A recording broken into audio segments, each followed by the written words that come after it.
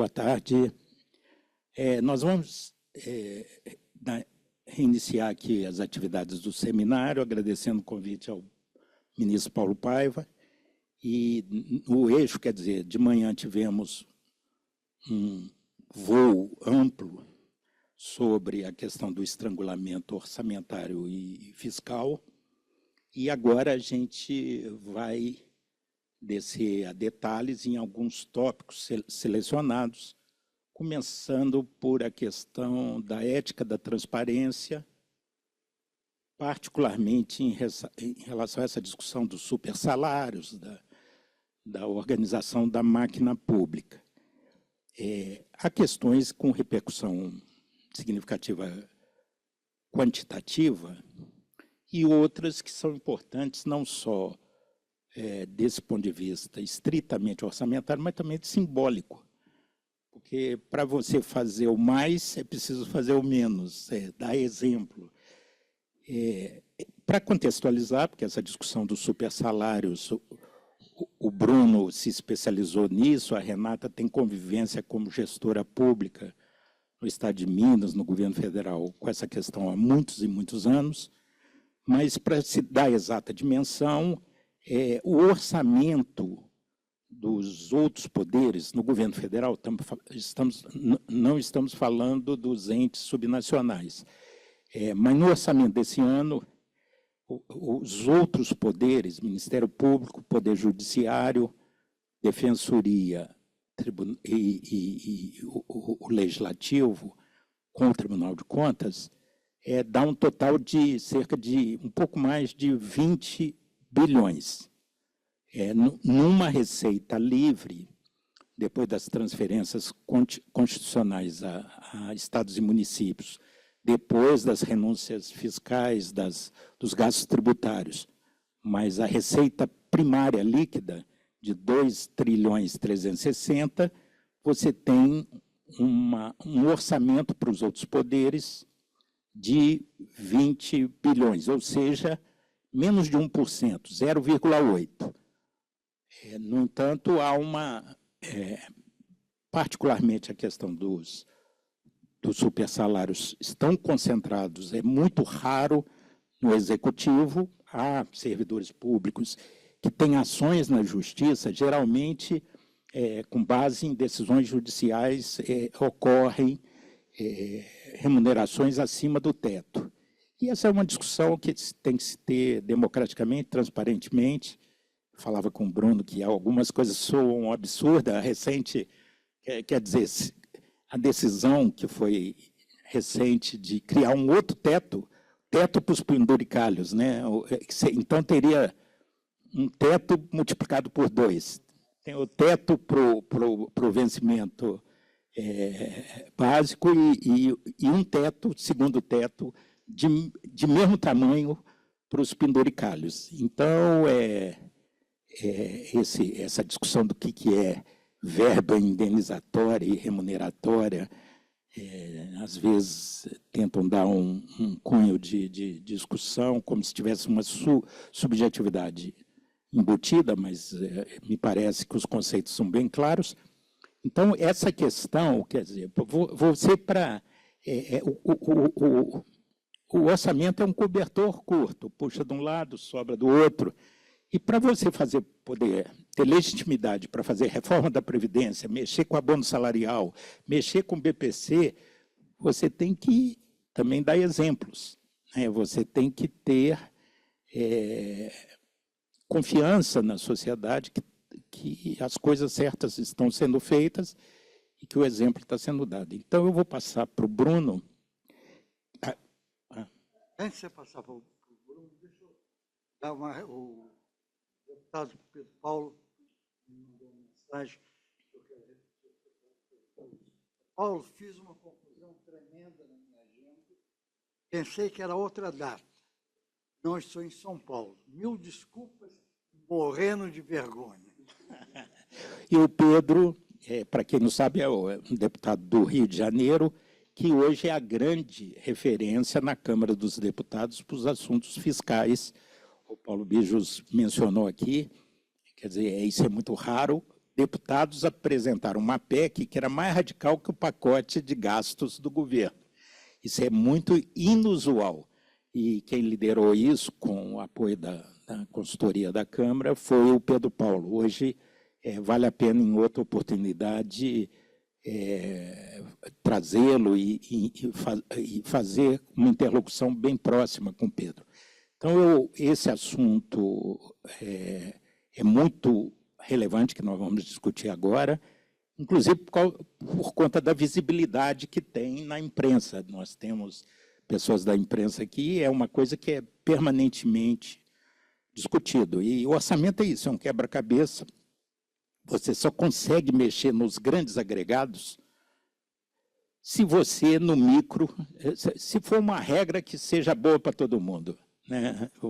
Então, essa discussão de privilégios, transparência, isso está na essência da democracia. Então, o Bruno vai nos apresentar, ele já publicou livros, artigos, levantando essa questão. A comissão que aprovou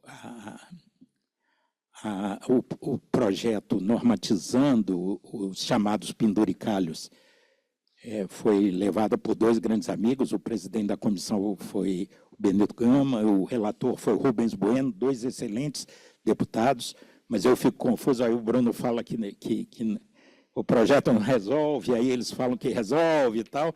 Então, vai ser uma oportunidade muito grande para clarear esse tópico. Bruno, é com você. Obrigado, Marcos.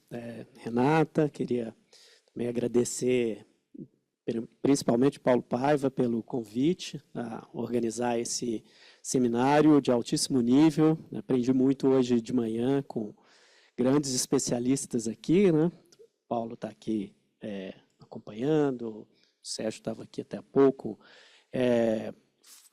Muito louvável essa iniciativa Imagine Brasil, que eu tenho um orgulho muito grande de participar como professor aqui da Fundação.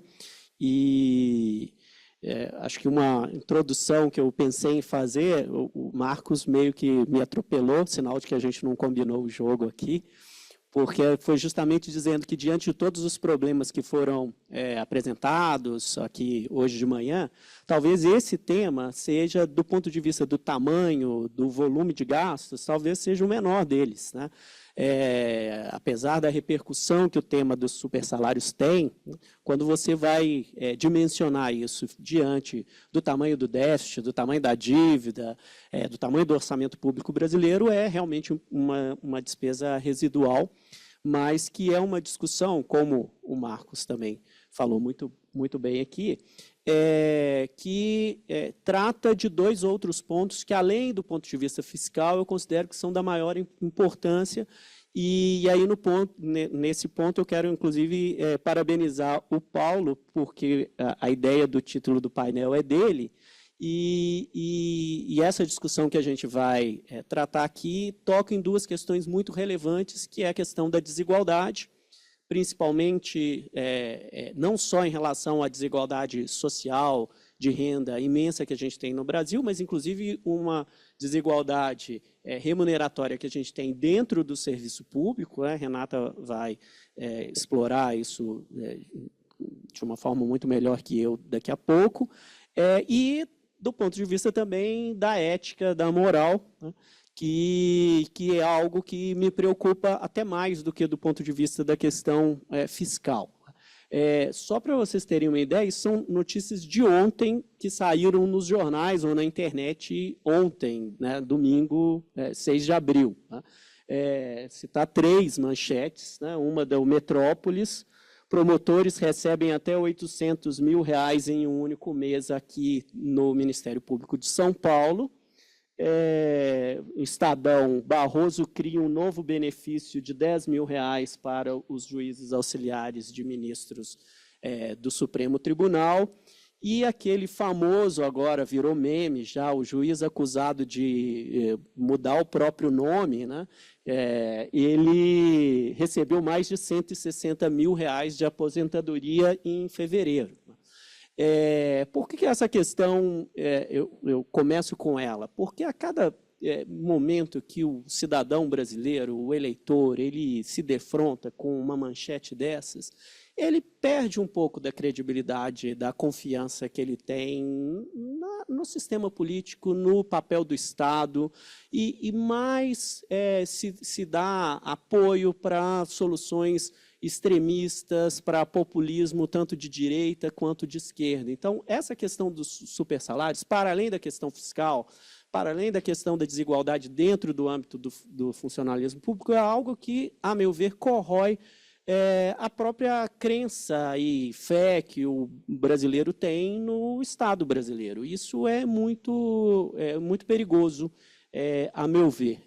Eu peguei o caso desse juiz aposentado de São Paulo, né, o famoso Edward Albert Lancelot Dodd Canterbury Caterham Wakefield, né, que também era conhecido como José Eduardo Franco dos Reis, né, quando ele nasceu, né, e busquei os dados lá no CNJ dos pagamentos para ele, essa linha vermelha dos rendimentos líquidos dele desde setembro de 2017, que é quando a gente tem os dados do CNJ, ele ainda era um juiz da ativa, e depois ele se aposenta em 2018, então, a partir daí, são os rendimentos da aposentadoria. A linha azul é o teto dos ministros, subsídio dos ministros do Supremo. Vejam que, durante um tempo, estava tudo ok, ele recebia abaixo do teto, o que é o esperado, mas que, a partir de algum momento ali, na passagem de 2022 para 2023, os ganhos dele disparam, a ponto dele receber aí nos últimos meses, com frequência, né, mais de R$100 mil, chegando a R$180 mil em dezembro desse ano. O que é mais grave é que ele não é um caso isolado. Se você pega o rendimento médio dos juízes, magistrados brasileiros, a gente vê que a tendência é a mesma. O que eu coloco nesse gráfico? O teto, desde 98, é a linha azul, a linha verde são os subsídios médios, ou seja, o vencimento básico médio de um magistrado no Brasil, que deveria incluir todas as vantagens, que é essa linha verde. A gente só tem os dados a partir de 2017, por isso que só começam as curvas ali em 2017, mas o que eu quero chamar a atenção é o gráfico, é a linha vermelha, que é o ganho líquido mensal dos magistrados brasileiros desde 2017. Vejam que, a partir de 2020, isso começa a dar um salto. No final de 2022, ultrapassa o teto, e agora, praticamente, o céu é o limite. 2024, final de 2024, os juízes brasileiros ganhavam já de forma líquida algo em torno de 64, 65 mil reais por mês, já descontado imposto de renda, previdência, então muito superior ao valor do teto, quase o dobro do teto, por isso que a decisão do CNJ é de tentar limitar nesse teto duplex aí para os penduricalhos. Essa trajetória é fruto de várias distorções. Essas, sim, são distorções importantes, fiscais. Algumas delas foram discutidas aqui de manhã. O fato de você ter um orçamento intocável do Judiciário, do Legislativo, né, e do Ministério Público, que não se submete aos ajustes fiscais, todas as iniciativas de ajustes fiscais no Brasil, explica muito dessa tendência, e o fato também de que, nos últimos tempos, o Judiciário brasileiro vive um processo de digitalização dos serviços. Os valores de custeio vêm caindo no Judiciário à medida que ele digitaliza os serviços. Você não precisa ter tantos imóveis, gastos com aluguel, gastos com água, luz, transporte de servidores, né, movimentação de processos. Então, o custo do judiciário, do Ministério Público, estão caindo e eles estão, basicamente, convertendo toda a economia desse processo de digitalização, estão convertendo isso em salários e penduricalhos variados. Então, isso é o que basicamente explica essa trajetória ascendente nos pagamentos para os juízes do judiciário como um todo. Estou falando sempre de judiciário, mas sempre que eu falo de judiciário, vale também para o Ministério Público. O grande problema é que o Ministério Público não dá o exemplo e ele próprio não publica os próprios dados com a facilidade que o CNJ publica dos magistrados. Então, a gente tem uma dificuldade muito grande de trabalhar com os dados de folha de pagamentos dos vários órgãos do Ministério Público no Brasil, que é uma triste ironia, porque é justamente o órgão que cobra a transparência dos outros órgãos, dos estados e municípios, e ele próprio não dá o exemplo.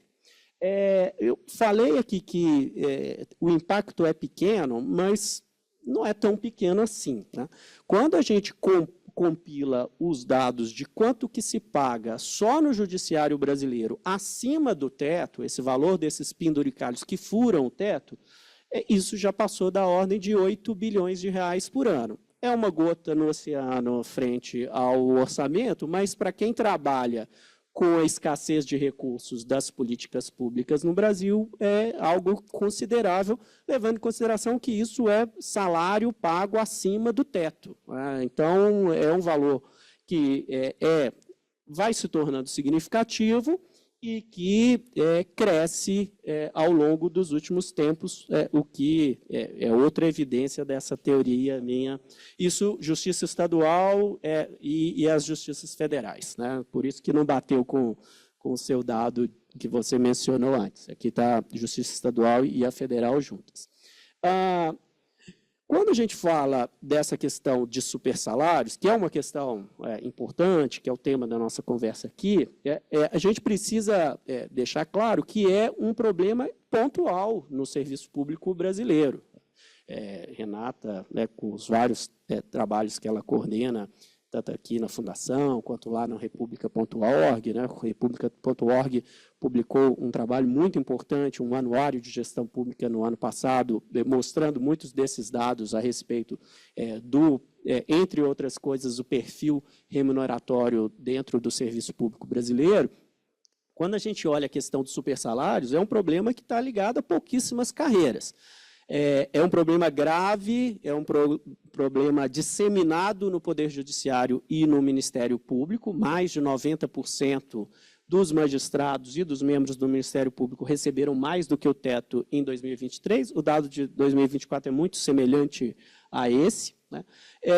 Fui atrás dos dados na Câmara dos Deputados, são poucos, né, dos 20 mil servidores ativos da Câmara dos Deputados, 150, menos de 1% deles receberam mais do que o teto em 2023. Né? Certamente isso é um pagamento de hora extra, um pagamento de alguma comissão acumulada, então não é um problema na Câmara. Infelizmente, no Senado, a gente não tem como pesquisar esses dados, porque o Senado ele se escuda numa decisão judicial antiga, que nunca foi derrubada, e ele não publica os dados individualizados dos seus servidores para o acompanhamento da sociedade. Então, a gente não tem os dados do Senado. E no Poder Executivo Federal também, supersalário é algo que não existe. Praticamente, da folha total de pagamentos do Poder Executivo Federal, são poucos, 13 mil servidores, 0,14% do total de servidores públicos. São pouquíssimos casos de pouquíssimas carreiras, basicamente os advogados públicos, que agora acharam uma mina de ouro, que são os honorários de sucumbência, que a princípio deveriam respeitar o teto, mas eles já encontraram meios de burlar. Diplomatas, e aí não só os diplomatas, mas também os oficiais, os assistentes de chancelaria, quando eles vão servir no exterior, eles têm uma série de regalias que faz com que eles eles recebam acima do teto. Alguns militares também pela mesma razão, quando eles servem no exterior, e também quando eles acumulam funções civis. Isso é uma herança que Bolsonaro colocou e que ninguém derrubou.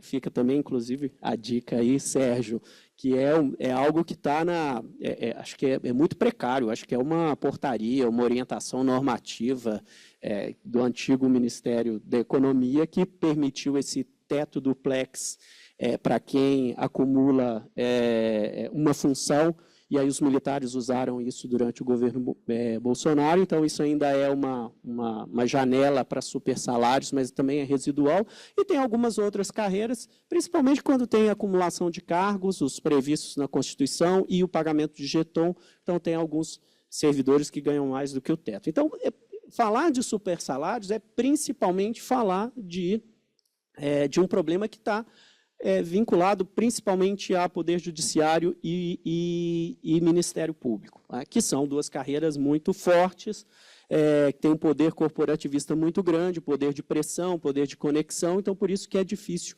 lidar com esse problema. Lembrando que apesar de ser um problema concentrado no Judiciário e no Ministério Público, essa lógica dos penduricalhos está se disseminando por outras carreiras. Só se a gente pega os últimos anos, né, houve a instituição dos honorários de sucumbência para os advogados públicos, que foi uma manobra, um lobby que eles fizeram na tramitação do novo Código de Processo Civil. A Receita Federal conseguiu o bônus de eficiência e de produtividade, que também é um pagamento extra para os auditores e os analistas da Receita Federal, né, que é motivo inclusive para inativos. Os honorários de sucumbência também, né, paga-se para os inativos. Né, é um bônus de produtividade para quem não trabalha mais. Né, é muito contraditório isso. Né. O Senado acabou de instituir, né, foi um presente de carnaval do Alcolumbre para servidores do Senado, nas vésperas do carnaval, o pagamento da licença compensatória, que é uma prática que já tem no Judiciário, no Ministério Público. Né? Você premia o servidor por fazer o seu próprio trabalho com os dias de folga que são convertidos em salário, né, já está sendo pago no Senado, e a gente não tem nem ideia do que acontece nos estados e nos municípios em relação a esses tipos de pagamento extras. Né, para a gente mostrar só o honorário de sucumbência, que é essa verba que os advogados públicos têm, né, a AGU, Procuradoria-Geral da Fazenda Nacional, a União transferiu em 2023 mais de 1,5 bilhão para o bolso de alguns poucos, 15 mil, 16 mil advogados públicos. Então, é algo concentrador de renda, é algo que cria uma animosidade entre as carreiras, é algo que incentiva essa corrida ao topo, né? Porque sempre que uma dessas carreiras consegue uma dessas vantagens, as outras começam a pressionar para conseguir também um tratamento igual. Para não me alongar muito, né, e temos um tempo aqui para discutir, o Marcos falou do PL dos supersalários, né, que foi uma iniciativa que começou no Senado. Na época, o Renan Calheiros era o presidente do Senado. Aconteceu uma grande comoção nacional contra o auxílio moradia estendido para todos os juízes. Renan estabeleceu uma comissão especial no Senado para discutir esse tema. O Senado fez uma proposta. A proposta foi aprovada de limitar esses penduricalhos, de restringir essas verbas admitidas para pagamento acima do teto.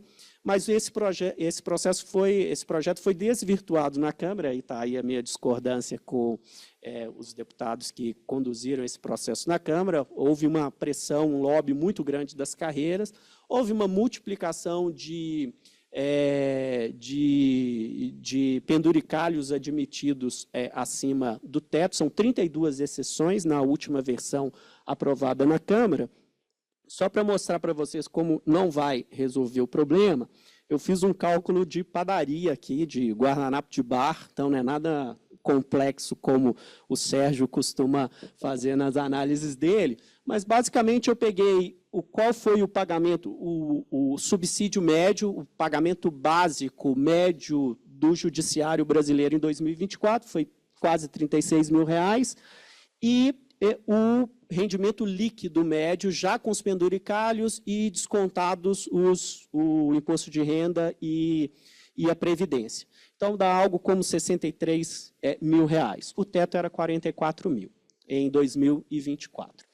O que eu fiz sobre esses valores? Simplesmente apliquei para algumas verbas o limite que está previsto no projeto, no PL. Então, o PL fala que não está sujeito ao teto. O 13º, um auxílio alimentação de até 3% do valor do teto, um auxílio saúde de até 5% do valor do teto, e por aí vai. Então, das 32 exceções, eu peguei 2, 4, 6, 7, que são exceções ao teto cuja regra de pagamento está prevista no PL. Então, eu simplesmente apliquei os valores previstos no projeto. Se a gente coloca esses valores, né, mesmo com esse limite aos penduricalhos, o pagamento médio para um juiz em 2024, se o PL estivesse valendo, seria de R$ 62.600 líquidos. Então, vejam, o PL ele não altera nada, ele simplesmente legitima uma série de pagamentos que hoje já são questionáveis do ponto de vista constitucional, com o risco de piorar, porque eu só coloquei 7 exceções das 32 do projeto. Né? Todas essas aqui que são aplicáveis ao judiciário, inclusive os pagamentos retroativos, que é a verdadeira mina de ouro que o judiciário tem, por isso que o juiz aposentado ganhou R$100 mil, né, R$180 mil, porque isso são pagamentos retroativos decididos por eles próprios, né, autoconcedidos pelos tribunais país afora. Então, vejam, o teto duplex não funciona, nem o PL também não vai funcionar. E o que a gente poderia pensar, então, e aí já caminhando para o final, o último slide, como que a gente poderia lidar com essa questão dos supersalários, né, seguindo o dever de casa que o Paulo apresentou, para a gente pensar em propostas. Né? Estava até conversando com a Renata há pouco, né? Eu acredito que soluções paliativas não vão conter esse processo. A gente abriu a caixa de Pandora, cada uma dessas carreiras está numa corrida desesperada para inflar e turbinar os seus rendimentos, e simplesmente tentar disciplinar esses penduricalhos ou colocar um limite para esses penduricalhos, como a proposta do CNJ, isso não vai limitar essa corrida, porque toda vez que você coloca aquele teto, o teto vira a meta a ser batida. E a gente está observando isso já há muitos anos dentro da estrutura do Estado relacionadas a essas carreiras. Então, o que eu imagino que a gente possa pensar na linha do que o Paulo propõe nesse seminário de soluções estruturais para esse problema? Acho que é fundamental que a gente tenha um plano de carreira, principalmente para o Judiciário, para o Ministério Público e para essas outras carreiras de elite do serviço público, que tenha uma estrutura unificada para todos os órgãos e tribunais. Não dá para cada tribunal definir as suas próprias estruturas remuneratórias. A gente precisa ter uma carreira unificada dentro do Judiciário, dentro do Ministério Público. Problema crônico que a gente tem no Brasil, que é o problema que a Renata certamente vai explorar daqui a pouco, a gente tem um problema de carreiras em que, principalmente essas carreiras de elite, essas carreiras, elas têm um salário de entrada muito alto e muito próximo do teto. Então, a gente precisa ter um salário de entrada mais baixo um escalonamento, uma carreira mesmo, com vários degraus, e aí incorporando as boas práticas de avaliação de desempenho, de incorporar, né, métricas de produtividade, de capacitação nesse processo, né? A gente precisa recuperar o espírito da reforma administrativa lá ainda do governo Fernando Henrique, de vedar os penduricalhos, né? E isso passa por a gente revogar a brecha constitucional de pagamento desses penduricalhos, que é a exceção que a Constituição tem no parágrafo 11 do artigo 37, de que os pagamentos indenizatórios não precisam respeitar o teto. Isso é o que é explorado pelos poderes.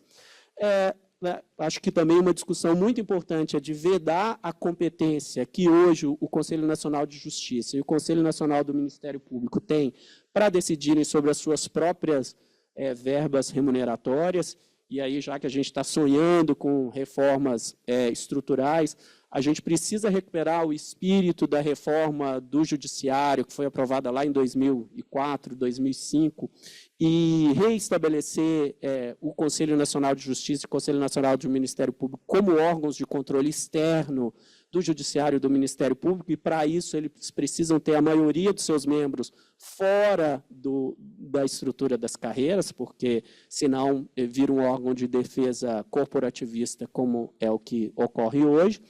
E, finalmente, essa questão da autonomia orçamentária dos poderes legislativo, do judiciário e do Ministério Público, que é o que permite converter eventuais ganhos fiscais com a modernização, com a digitalização em salários. Não é isso que a gente quer, né? A gente quer um Estado mais eficiente, mais enxuto, então isso passa também por uma discussão relacionada à autonomia orçamentária, os duodécimos aí dos poderes legislativo e do judiciário. Então, basicamente, essa a conversa que eu queria propor aqui para a gente, e estou à disposição para aprofundar daqui a pouco.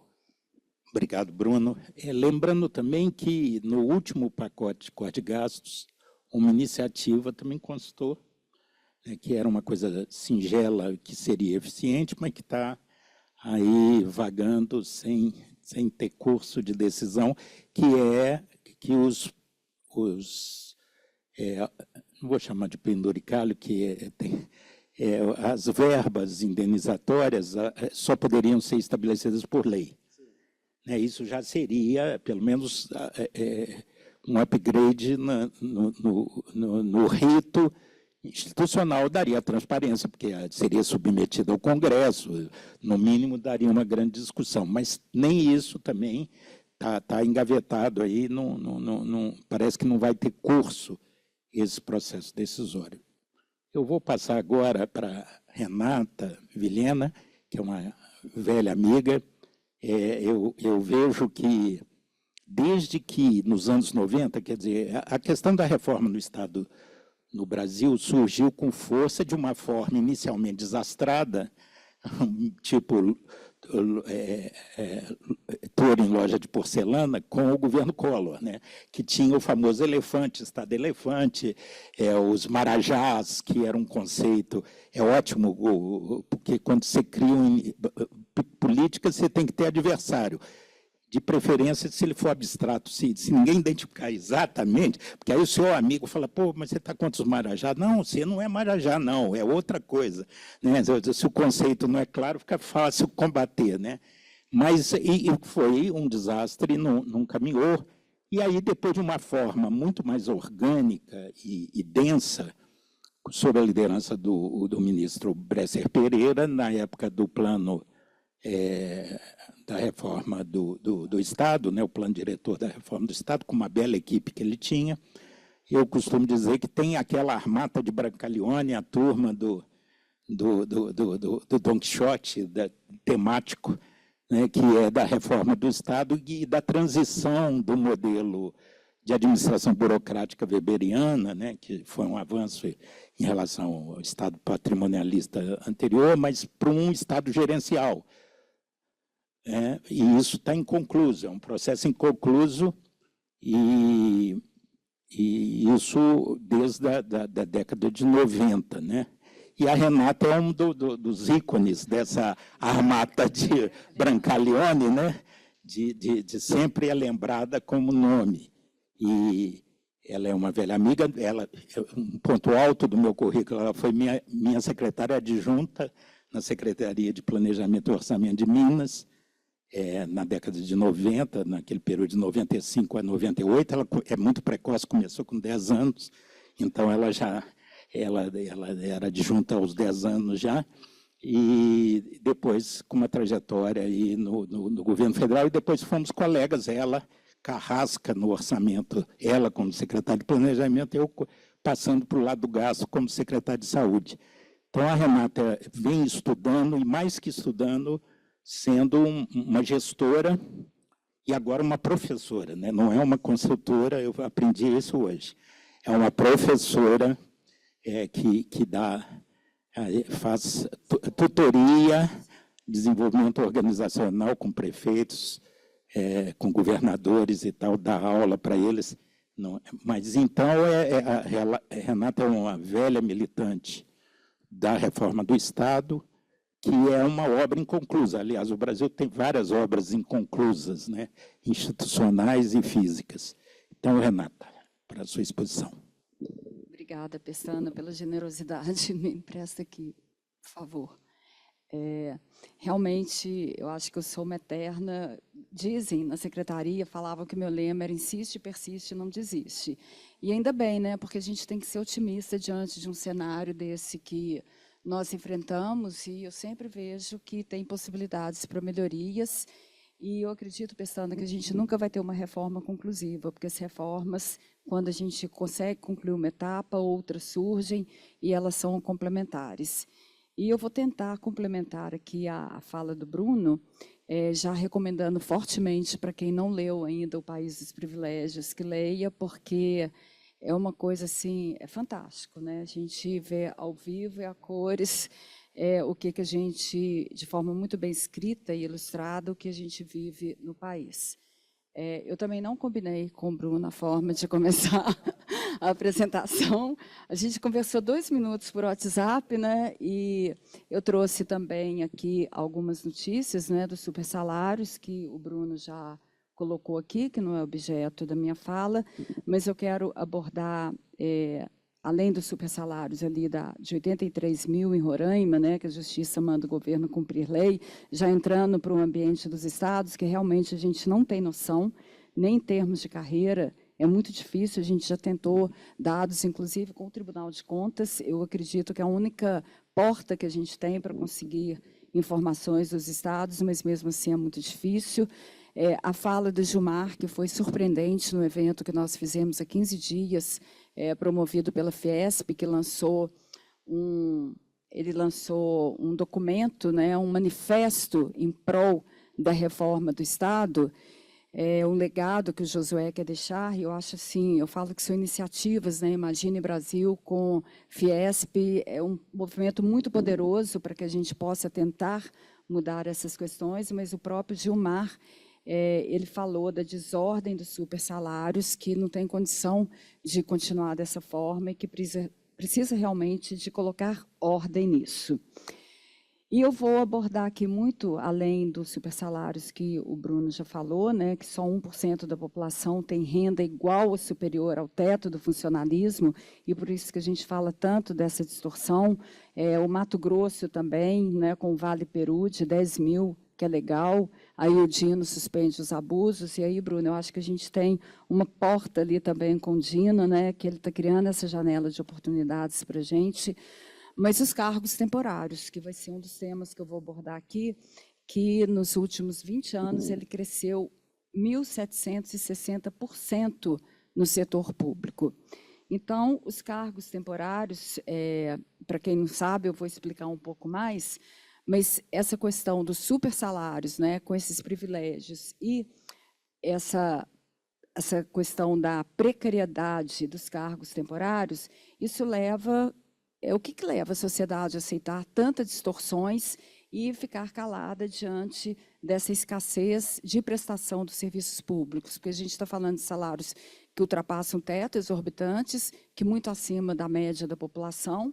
Estamos falando de pessoas contratadas de forma precária, sem regras justas e com uma prestação de políticas públicas que está muito aquém daquilo que a população precisa.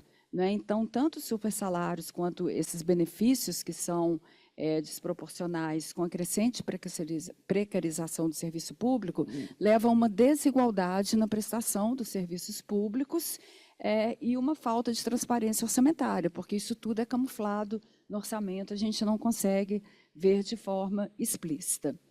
Mas chegando aqui na questão dos cargos temporários, a nossa Constituição ela prevê a contratação de cargos temporários para excepcional interesse público, só que aquilo que deveria ser para os cargos temporários para quando há alguma catástrofe, alguma questão que precisa de ser suprida, mas aquilo que deveria ser uma exceção passa a ser mais do que uma regra. Então, a gente percebe, por um levantamento que nós fizemos recentemente pelo República.org, que é uma ONG que ela existe para incentivar a melhoria, o desenvolvimento de servidores, porque a partir do desenvolvimento de servidores nós vamos ter melhor qualidade na prestação dos serviços públicos. Então, nós identificamos que o regime estatutário ainda é o regime predominante, mas que a gente tem esse aumento aí de 1.760% dos últimos 20 anos nesses cargos que são precários. E o grande desafio nosso é que 60% da nossa força de trabalho de servidores públicos, elas estão nos municípios e 30% nos estados, que é onde as políticas públicas ocorrem. O cidadão, se ele precisa de uma política pública, ele vai cobrar ali do prefeito, não vai cobrar da União e nem sempre do governo estadual. A gente percebe um aumento exponencial nos estados de Tocantins, Goiás, Mato Grosso do Sul e Rio Grande do Sul, com essa contratação excessiva de temporários como forma de flexibilizar a contratação e em relação a cargos comissionados, que eu vou abordar também no Espírito Santo, na Paraíba e em Roraima. Então, esses são pontos muito sensíveis que a gente precisa de olhar, porque a gente viu esse aumento, né, exponencial desses vínculos precários como forma mesmo da gente criar formas alternativas de contratar, porque o contrato temporário ele não precisa de ter um concurso público, é um processo seletivo simplificado. Então, isso abre aí brechas, inclusive o pagamento previdenciário não é o estatutário, ele está ligado ao regime próprio, e os secretários, em sua maioria, entendem que eles têm um poder maior de cobrança, porque, pelo fato de ser um vínculo precário, eles podem, então, estar respondendo melhor a algumas políticas públicas. Mas não há uma uniformidade na legislação, e, por conta disso, a gente tem uma série de ações judiciais, tem casos emblemáticos aqui em São Paulo e vários outros estados, onde isso já se estende por décadas, essa contratação, e, em alguns casos, paga-se 13º, em outros não. Licença maternidade nem sempre é concedido, para alguns pagam fundo de garantia, outros não. Então, a gente tem ações no Brasil de cargos comissionados, tanto do contratante quanto do contratado, e virou uma panaceia no serviço público. E o pior, que a grande maioria dos contratados são em políticas públicas de educação e de saúde. E vários estudos demonstram o que é essa falta de ter uma identidade do aluno com o professor, porque, como ele é contratado como temporário, isso muda rotineiramente, então o aluno perde o vínculo com o professor dele, e há uma alternância muito grande até na agenda pedagógica, na forma de ensinar, então isso piora muito a qualidade da educação.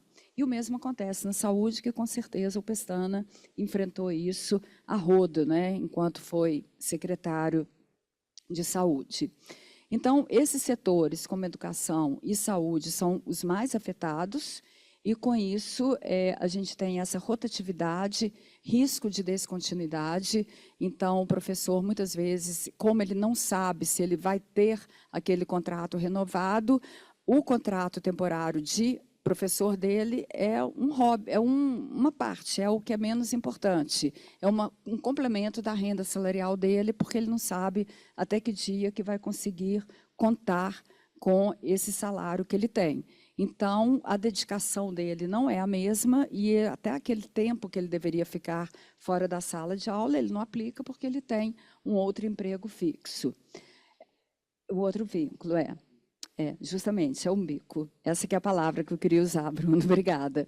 A judicialização, porque acaba que isso causa também pagamentos, porque necessariamente eles ganham as ações, mesmo que isso demore aí muitos anos, mas isso gera um problema grave no orçamento, sem falar do prejuízo da política pública, e também o comprometimento da memória institucional da capacidade estatal, que é muito grave. Né? O governo federal, até recentemente, o Ministério do Meio Ambiente ele era praticamente todo ocupado por servidores que eram contratados via PNUD, isso é sabido. Então, houve uma quebra grande, né, porque essas pessoas tiveram que ser substituídas, o Ministério Público obriga essa substituição. Quando se faz um contrato temporário, teoricamente, a gente tem um ano prorrogável por mais um ano para que se faça um concurso público, e a gente, então, está com algo totalmente que não é uniformizado e que a gente precisa de ter uma boa legislação para criar as regras para que, de fato, o artigo da Constituição ele se preze aquilo que tem que ser feito.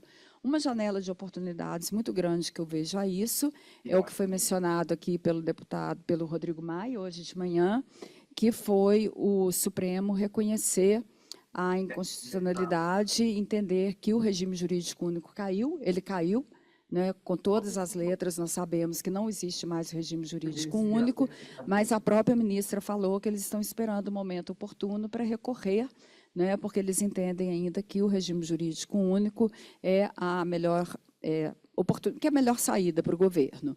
Os sindicatos são totalmente contra a queda do regime jurídico único, porque é interessante para eles manter essa estabilidade, que é questionada, mas se os cargos temporários ele vem com uma flexibilização, gente, vamos assumir. Então, vamos criar de forma clara, com uma lei que regulamente também de forma clara, o que deve ser essa contratação pelo regime CLT, que não precisa de ser pelo regime estatutário, porque nós que estamos no dia a dia da administração pública, nós sabemos que não faz sentido para um Estado que tem que manter políticas públicas de cultura e que vários mantêm, como aqui em São Paulo, a Casa da Orquestra, a Filarmônica em Minas, corpo de baile, coral, não faz sentido fazer concurso público para bailarino. Não faz sentido fazer concurso público para quem vai tocar em orquestra, em filarmônica. Aí foram criando arranjos muito interessantes, muitos bem-sucedidos, em outros não, como o termo de parceria, o contrato de gestão com organizações sociais, que nada é do que buscar lá da Constituição antes de 88, né, Paulo, a Fundação Pública de Direito Privado, que inclusive é algo que o Ministério hoje defende que seja ressuscitado. Então, eu particularmente, eu acho que para que a gente tenha uma melhor orientação, tanto para os estados e municípios, é ter uma legislação que regule isso, que entenda que algumas carreiras não precisam de ser estatutárias, porque elas demandam realmente, em alguns momentos, alguma flexibilidade que o regime estatutário não traz. Continuando, nós temos, então, aí outras notícias, né? R$0 de aumento e janeiro sem salário, e como ter mais professores temporários do que concursados prejudica docentes e alunos.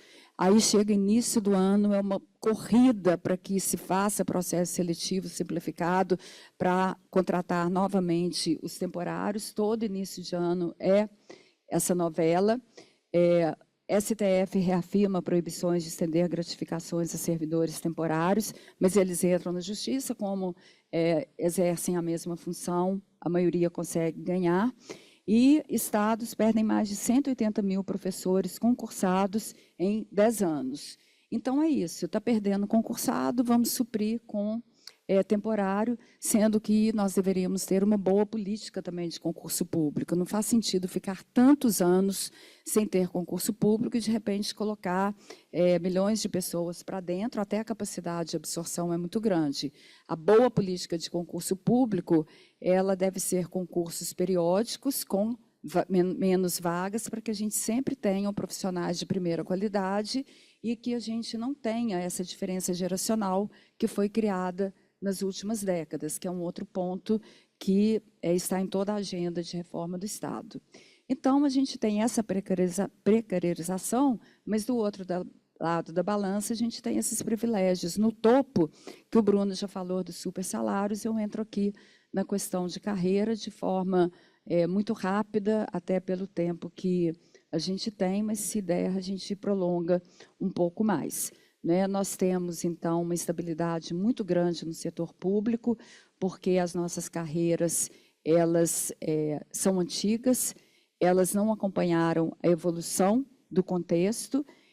No Brasil, a gente tem milhares de tabelas salariais distintas, então fica até difícil de fazer qualquer política remuneratória, porque com essas milhares de tabelas distintas, a gente sabe que aquelas carreiras que são mais fortes, que têm maior poder de barganha, elas chegam primeiro e negociam também primeiro seus salários, as suas remunerações, e as outras ficam à margem. Outro problema que a gente tem são as promoções automáticas. A partir do momento que você faz um concurso público, na maioria dos próprio governo federal, estados e municípios, se você não faz nada, de tempos em tempos, você tem um aumento por tempo de serviço, que é o que a gente chama de crescimento vegetativo. Não existe uma política de gestão do desempenho implementada, onde você possa estar tendo melhorias na carreira por entregas, por produtividade que você apresente ali durante o exercício da sua função. Então, em vez de critérios técnicos, nós temos muitas vezes, então, essa barganha, como eu disse anteriormente, que gera essa instabilidade e desigualdade. E a própria mesa de negociação, a gente viu aí aumentos lineares, isso acontece nos estados, mas sempre aquelas carreiras que têm esse poder maior de barganha, elas já tinham tido aumentos diferenciados anteriormente. Existem vários estudos que demonstram aí boas referências internacionais, talvez Portugal seja a reforma mais recente de carreiras que se assemelhava mais aos problemas brasileiros e que trouxe soluções.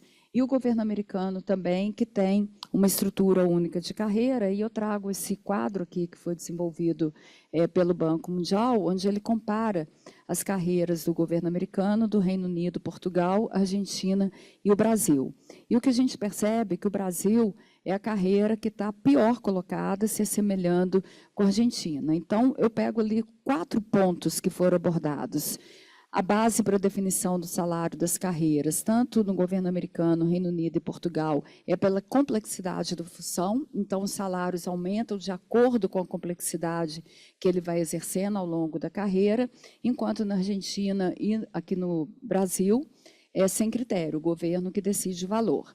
A organização da base salarial. No governo americano é uma tabela única para todos, a mesma forma no Reino Unido e Portugal, que fez isso recentemente. Na Argentina, cada carreira com sua tabela, no Brasil também, criando aí essa enormidade de bases salariais, aqui no Brasil de mais de 300. Isso no governo federal, porque tem municípios, eu estou trabalhando agora no município de 23 mil habitantes, que ele tem mais de 100 tabelas salariais. O que justifica? É quase que assim, uma tabela salarial, uma carreira tem mais de uma tabela salarial. Então, fica assim, não dá para imaginar como que é esse imbróglio que a gente tem. E a composição salarial, que tanto no governo americano quanto no Reino Unido e Portugal, eles têm o salário correspondente na tabela. Em Portugal, ele implementou agora adicionais do desempenho, que está ligado à produtividade, e na Argentina e no Brasil são os salários com os diversos penduricalhos. Aí vocês falam, mas o governo federal, alguns estados, têm política de adicional por desempenho. Ok, mas a gente sabe que ali a maioria ganha quase que a nota máxima, porque a gente tem essa cultura na administração pública, que avaliar é muito difícil, porque quem avalia hoje pode vir a ser avaliado amanhã. Então, tem essa cultura paternalista que a gente não consegue implementar uma boa política de desempenho. E para que a gente tenha, Feitor Love, para que a gente tenha uma política que realmente ela seja efetiva, tem que ser por critérios objetivos. E critérios objetivos, a gente está falando de indicadores, de metas, de estabelecer mesmo entregas que não são subjetivas, como, por exemplo, pontualidade, zelo, comprometimento. Então, e esses critérios objetivos estão ligados a uma estratégia e nem sempre o mesmo ministério, a mesma secretaria que cuida disso. Então, isso vira um problema. Ao invés de ter uma unicidade, porque estamos falando de um mesmo governo, não, a gente não consegue avançar. Ainda sobre alguns levantamentos que o Bruno até falou, é o percentual de servidores no último nível da carreira, que esse estudo do Banco Mundial, em 2019, já apontou que algumas carreiras já contam com boa parte dos seus quadros no último nível. Então, a gente tem ali a carreira de defesa, a gente tinha 96% já no último nível. Por quê? As nossas carreiras não têm a amplitude que ela deve ter, elas não foram alteradas com a reforma da Previdência também, e os salários já começam lá no topo. Eu não sei se vocês viram recentemente uma notícia do concurso único unificado, uma jovem que nunca trabalhou na vida, de 20 anos, ela já entra no concurso dela com um salário base de R$20 mil. E a tabela não vai muito além disso. Então, a carreira que é um instrumento de engajamento, de estímulo, ela perde todo esse sentido e você, na partida, já está lá no topo da carreira. Então, por que você vai querer ter algum desafio se você não ganha nada com isso, além de todo o receio ainda que continua, ainda toda a questão da insegurança jurídica, né, que ninguém quer assinar nada. Eu digo que não é a palavra mais segura dentro da administração pública. E, por fim, esse último quadro aqui, que é de processo de seleção para servidores públicos, a gente está falando aqui de requisitos mínimos possíveis, né, para o concurso público. No governo americano, Reino Unido, Portugal e Argentina, é formação e experiência, sendo que nos principais métodos utilizados, a gente tem entrevistas, tanto no governo americano quanto no Reino Unido. Em Portugal já entrou também com teste psicológico e entrevistas, na Argentina também, mas no Brasil ainda é obrigada a formação por tipo e nível e também prova de conhecimento. E a responsabilidade pela execução, aqui no Brasil uma instituição contratada, nos outros é parte do próprio órgão. O que é essa questão do concurso? A gente conseguiu, assim, com um esforço muito grande, uma advocacy muito grande, de mudar a lei do concurso, né, Bruno? Então, até então, a lei do concurso no Brasil, que era só por conhecimento, hoje ela já exige, para que a gente tente buscar profissionais que tenham, que estejam mais alinhados com o propósito da área pública. Então, está previsto também que tenha uma parte que é de avaliar as competências que são requeridas para quem vai trabalhar na área pública, com entrevistas, até com testes. Então, isso passou recentemente, mas ela tem um vacácio para entrar em vigor e depende ainda de uma regulamentação, mas a gente vê uma esperança muito grande para que a gente acabe com essa indústria do concurso, que são pessoas fazendo cursinho, fazendo concurso para ter um bom salário, uma suposta estabilidade. Então, a gente enxerga essa como uma forma de profissionalizar mais os futuros integrantes do serviço público. E de cargos de direção, que foi falado aqui, então, comparando França, Estados Unidos, Chile, Portugal, Canadá, Reino Unido e Brasil, em relação ao número de empregados, a França ela tem um percentual de cargos comissionados de livre nomeação de 0,04%, Estados Unidos 0,16%, Chile 0,25%, Portugal 0,31%, Canadá 0,45%, Reino Unido 0,48% e no Brasil 2,10%. Se a gente olha a quantidade de cargos comissionados de livre nomeação no Brasil em relação a outros países, é muito maior. Aí tem um movimento também de fazer processo seletivo de acordo com não só os conhecimentos, mas com as competências requeridas, criando uma lista tríplice. Isso tem avançado bastante, mas ainda estamos muito distante de conseguir uma profissionalização maior, principalmente em municípios, para quem vai vir ocupar um cargo em comissão. Então, são questões ligadas a pessoas que, para que a gente possa ter a melhoria da prestação do serviço público, a gente vai ter que enfrentar também. Não é à toa que toda a reforma administrativa ela está muito centrada nas políticas de gestão de pessoas. Não defendemos uma reforma administrativa que ela seja para diminuir custo, porque a gente não é isso que é a questão. A questão que a gente defende é uma reforma que faça com que a gente melhore a produtividade do servidor público, que ele tenha possibilidade de trabalhar com indicadores, metas e, principalmente, ser avaliado pelo desempenho. Aí, sim, se ele não tem o desempenho que é adequado ali num processo de o que a gente propõe de 5 avaliações consecutivas, ultrapassando, inclusive, um mandato para que não haja perseguição política, aí abre-se o processo de desligamento do cargo público. Ninguém quer uma reforma para prejudicar servidor. Nós queremos uma reforma que valorizem aqueles servidores que, na sua maioria, prestam um bom serviço público. Mas aqueles que não querem se enquadrar a isso também não podem ficar lá contaminando qualquer equipe. A Constituição prevê isso, depende de uma regulamentação, e nós acreditamos que podemos ter critérios, sim, que sejam importantes para defender os bons servidores e criar condições para dispensar aqueles que realmente não estão integrando. Cenários contrastantes, né? Nós temos esse privilégio institucionalizado contra essa precarização normalizada, então a exceção virou regra, e quando todo mundo tem um privilégio que quem carrega o peso na conta é o orçamento e a confiança do Estado, a gente perdeu transparência, ética, tudo isso está perdido. Então, Paulo, aqui, para o seu dever de casa, algumas sugestões que precisam ser enfrentadas. Primeiro, o planejamento da força do trabalho com base em evidências. Para mim, é inadmissível fazer um concurso público, Ctrl-Z, Ctrl-V, aposentar um X, eu coloco X vagas para o concurso público, principalmente com essa mudança de digitalização, o perfil do servidor público, a gente está falando de profissões do futuro, com novas habilidades que estão aí. Então, isso precisa de ser feito. Eu sei que o governo federal já vem fazendo, mas aqui eu não estou falando somente de governo federal, estou falando também de estados e municípios.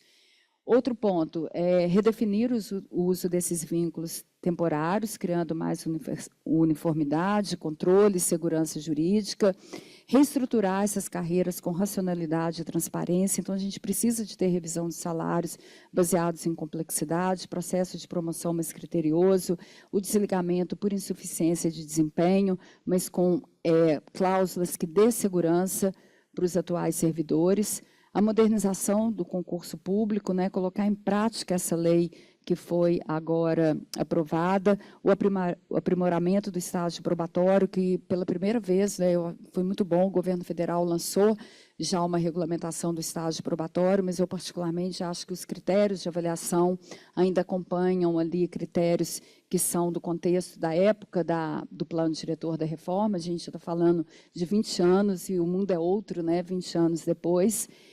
E equidade interna com o princípio da reforma administrativa e orçamentária.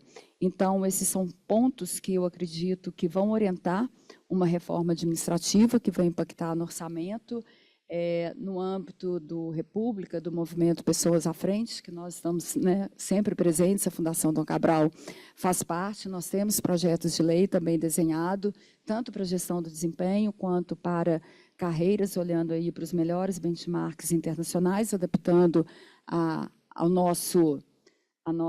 toda a nossa sistemática brasileira, né, porque a gente precisa de olhar para aqueles pontos que são exclusivos nossos, e nós entendemos que sim, podemos avançar, que outra vez, né, o que eu disse ali no final da manhã, a gente precisa de enfrentar sem medo, porque se não enfrentarmos, quem que vai enfrentar?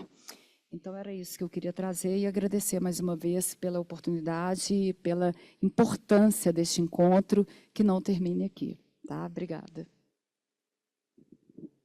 Obrigado, Renata. Eu queria te tranquilizar, porque o Elon Musk vai criar um novo paradigma de reforma do Estado e aí todas essas questões vão ser resolvidas. Só o mandatário compra uma motosserra e um trator, compra uma motosserra e um trator e aí o mandatário, o governador, o prefeito e resolve o problema. Não sobra pedra sobre pedra.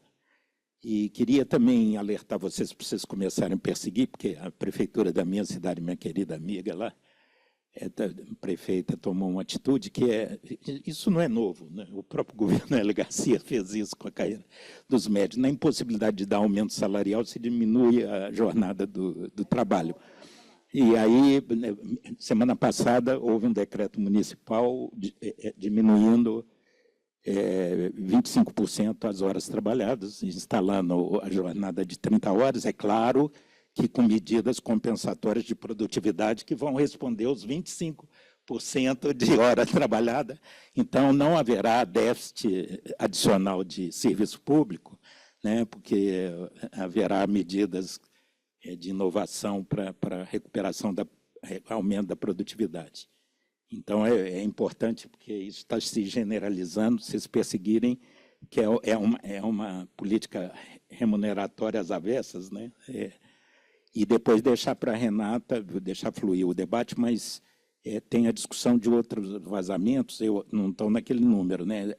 Serviços terceirizados, porque a gente pensa assim, em motorista, segurança e assessorista e portaria, mas tem, inclusive, estatais especializadas em suprir mão de obra, né?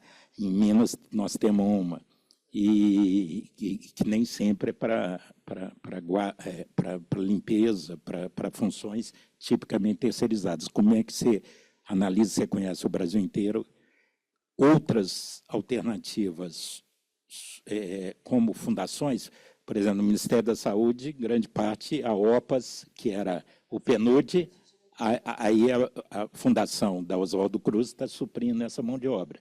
Trocou, lá não era PNUD, quando eu estive no Ministério do Meio Ambiente, era PNUD para todo lado, metade da força de trabalho era PNUD.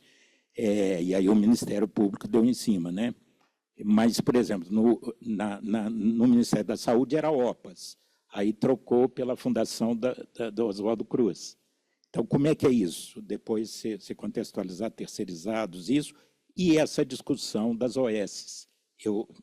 Quer dizer, eu fui secretário de saúde e consolidei, quer dizer, acho que a atenção primária tem que ser pública, com boas regras de governança, mas com prêmio por produtividade e tudo, mas médico, enfermeiro, público mesmo, concursado, para ter memória, continuidade, carreira, atenção secundária, que consultas especializadas e exames.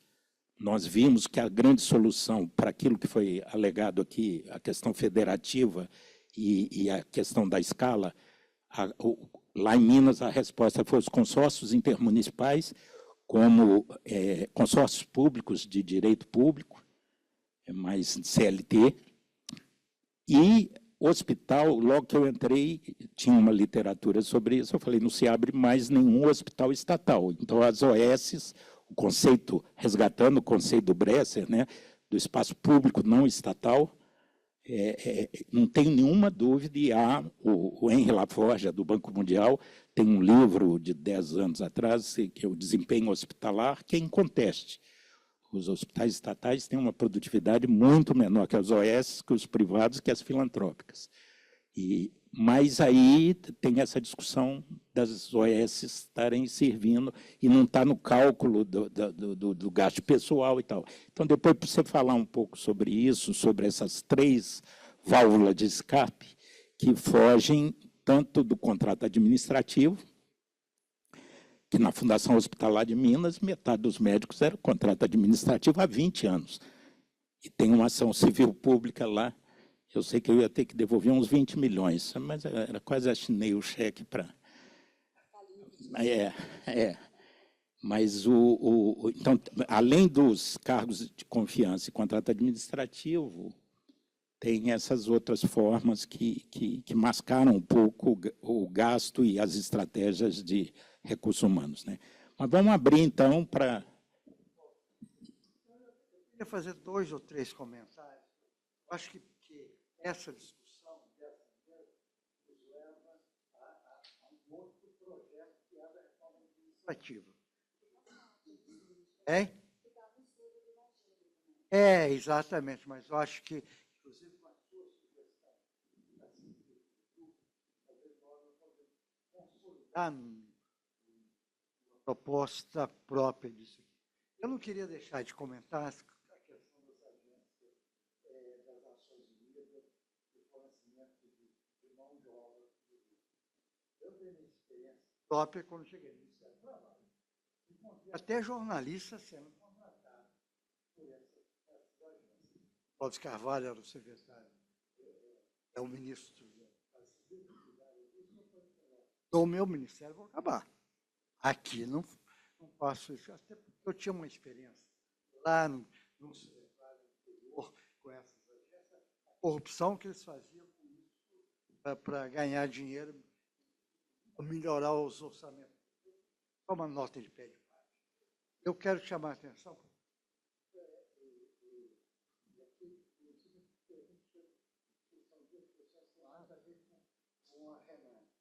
Renata, até uma pergunta mais. Essa estrutura de carreira, de indexação e vinculação, há um sistema informal de vinculação da estrutura federal para as estruturas estaduais. Aumenta o salário do juiz, isso vai lá para o coronel, que é o delegado. Então, você tem um impacto disso nas contas do Estado. E não há nenhuma estrutura informal, não há lei fazendo isso e a força dessa corporação. Se isso ainda continua acontecendo, atualmente, eu não sei como era antigamente, mas essa discussão da União ela tem reflexo no orçamento dos Estados, eu não sei se chega até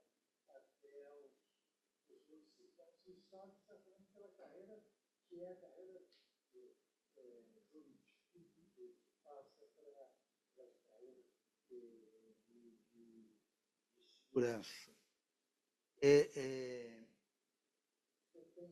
Essa quantidade de carreiras, parece que isso também está ligado muito ao período de controle salarial, aumento salarial. Aí você discute a revisão de carreira e começa a duplicar isso. O terceiro ponto mais central que eu queria chamar a atenção tem a ver com, no setor público,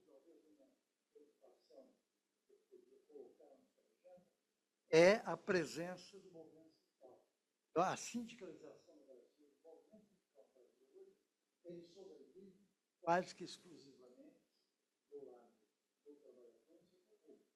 O setor privado, peso político, praticamente acabou. Isso tem um efeito de resistência a essas mudanças.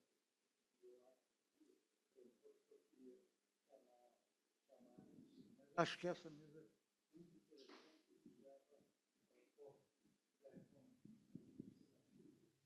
Renata. A primeira questão, Paula, a gente fala que é o efeito cascata, né? Não existe nada formalizado, mas é tácito. Então, isso ocorre mesmo e chega lá para o comandante da PM, e o comandante da PM se recebe, o delegado da polícia, apesar de não ter igualdade também, mas tem um acordo tácito, então aumenta tudo, e agora já chegou no movimento, no prisional, né?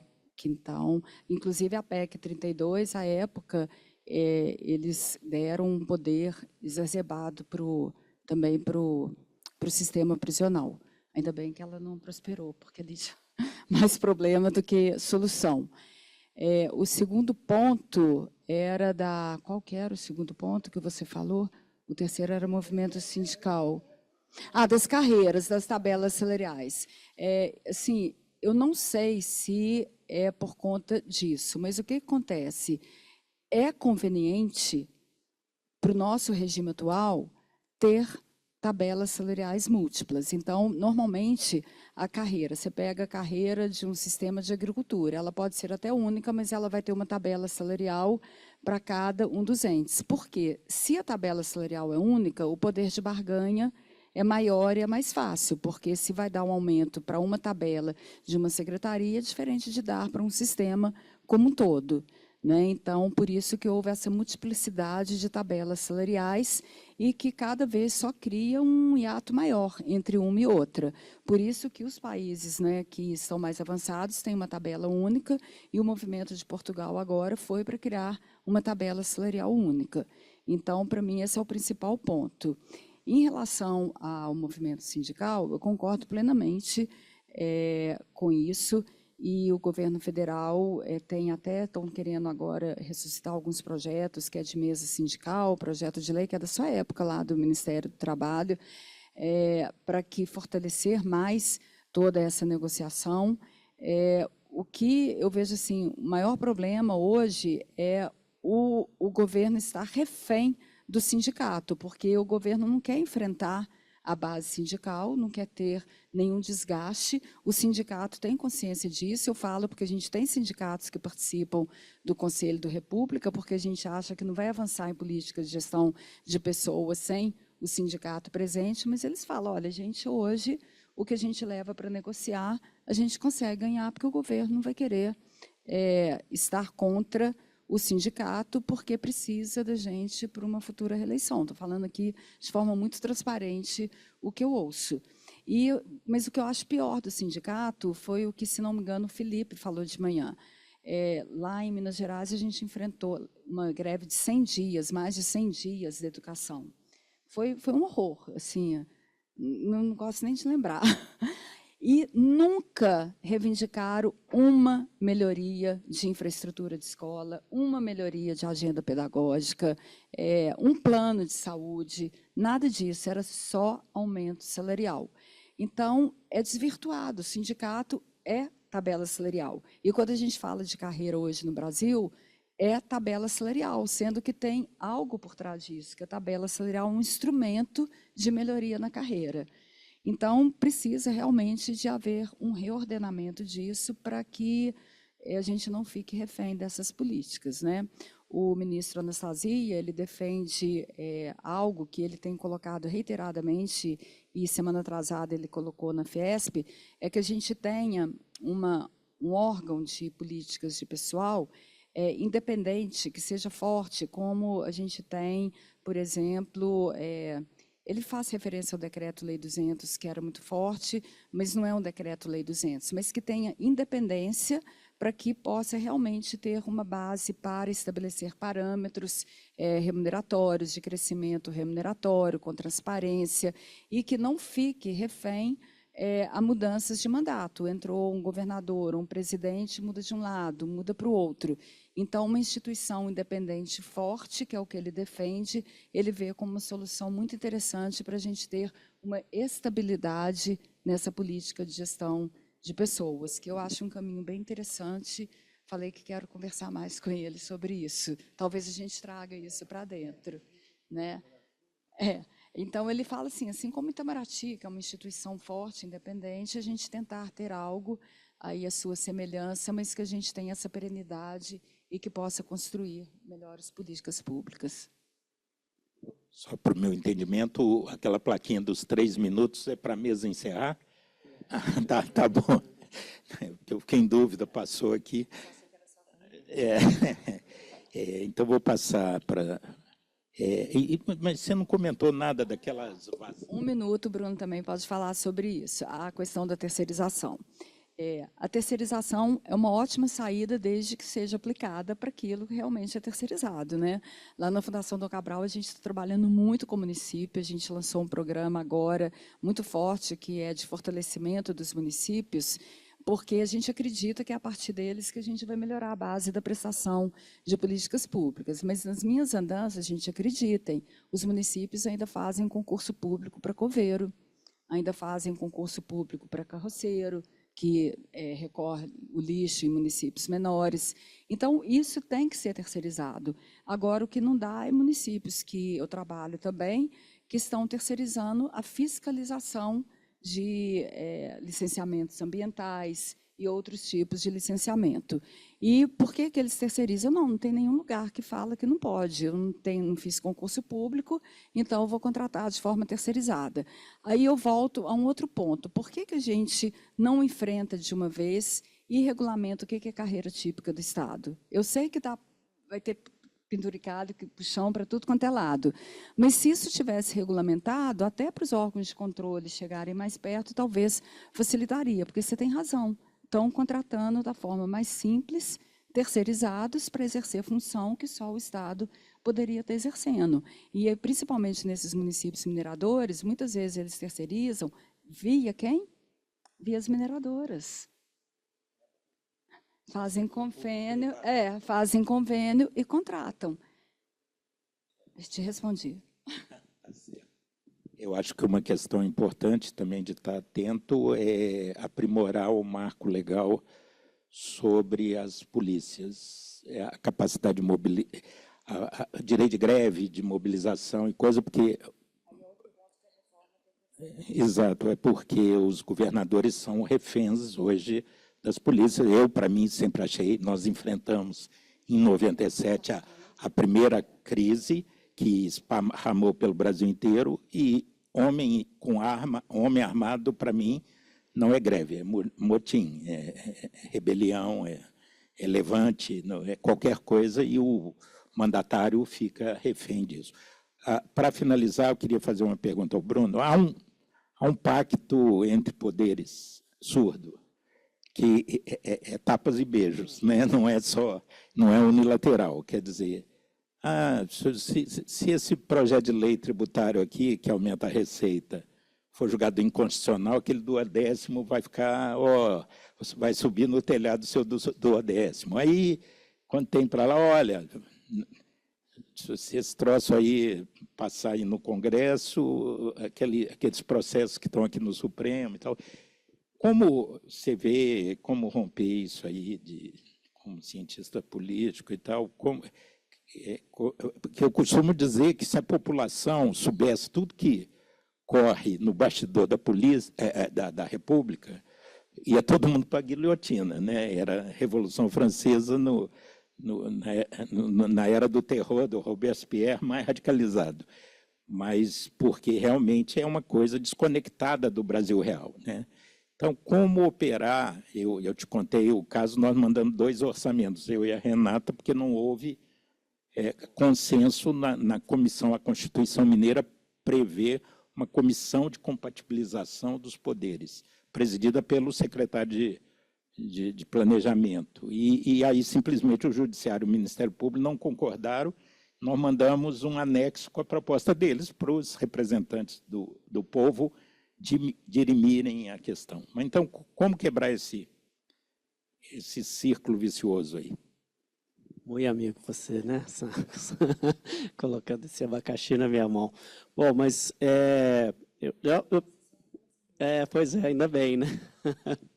Mas eu vejo essa questão, Marcos, e acho que ela tem muito a ver com o próprio propósito do Imagine Brasil. Acho que deixar para a classe política, a gente não vai ter avanços justamente por essas amarras e como que a classe política também ela é pressionada por essas carreiras que são muito poderosas, que exercem uma pressão muito grande. Eu acredito bastante no poder de mobilização da sociedade, não no sentido de ir todo mundo para as ruas e pedir uma reforma administrativa ou o fim dos privilégios, não tenho muitas ilusões a respeito disso, mas o movimento organizado da sociedade, das lideranças da sociedade em propor soluções. Acho que a gente tem um excelente exemplo recente que foi a reforma tributária. Reforma tributária não é um feito do Congresso. Ela não é um feito do governo Bolsonaro quando ela foi apresentada ou do governo Lula no qual ela foi aprovada. Ela é um feito da sociedade. Um movimento, CECIF, movimento da sociedade, né, liderado pelo Bernardo Api, juntou economistas, advogados, né, tributaristas, contadores e pensaram nas melhores práticas internacionais. Vamos construir um projeto ideal sem levar em consideração o custo político de aprovar e nem ter medo das negativas, né, das derrotas que já existiram no passado. E o projeto amadureceu, foi debatido amplamente com vários setores, foi submetido ao Congresso, foi debatido extensamente no Congresso, cedeu-se em determinados pontos, os lobbies foram poderosos, esvaziou a proposta, sim, mas vai sair uma reforma muito melhor do que o sistema que a gente tem atual. Então, acho que é o caminho e nesse sentido, uma iniciativa como essa aqui, de buscar propostas, soluções, a gente tem massa crítica na sociedade, a gente tem os movimentos como República, como Pessoas à Frente, a gente tem gente nas universidades que se debruça sobre isso, especialistas, a gente tem gente nos órgãos públicos, né, que a gente tem que valorizar também, né, o Ministério do Planejamento, o MGI, Ministério da Gestão, a gente tem gente nos órgãos de controle, então tem massa crítica para se pensar em construir marcos que coloquem um freio a essa questão dos supersalários, que melhore a gestão. Então, é uma agenda possível. Eu acho que ela precisa ser avançada, ela precisa avançar e uma hora a gente emplaca, assim, como foi o caso da reforma tributária. Então, acho que é um exemplo que dá esperança de que isso é possível e é muito bacana ver um evento como esse, discutindo propostas, não só para essa questão, né, de pessoal, mas para a própria questão orçamentária, que é o pano de fundo maior desse evento. Acho que tem tudo a ver com o propósito, inclusive, do Imagine Brasil, aqui na Fundação, para a gente construir propostas para mudanças estruturais e não só paliativas, como vem ocorrendo recentemente e que tem só gerado mais distorções, né? Toda vez que a gente tenta consertar com um remendo aqui, gera uma distorção, que gera judicialização, que gera incentivos perversos. Então, acho que é muito louvável essa iniciativa. Vou nomear o Paulo, que é quem esteve à frente disso, mas da Fundação e do Imagine Brasil em buscar um início de propostas nesse sentido. Eu queria pedir à Renata e ao Bruno que mandassem suas apresentações, porque eu resolvi não mandar para mim, porque eu vou ter o dever de casa de fazer, junto com o Paulo Bijo, ajudar o Paulo na síntese, e eu resolvi não assoviar e chupar cana ao mesmo tempo, eu joguei para trás o meu caderninho aqui, então, por favor, tá? E agradecemos muito, então, a participação de vocês dois.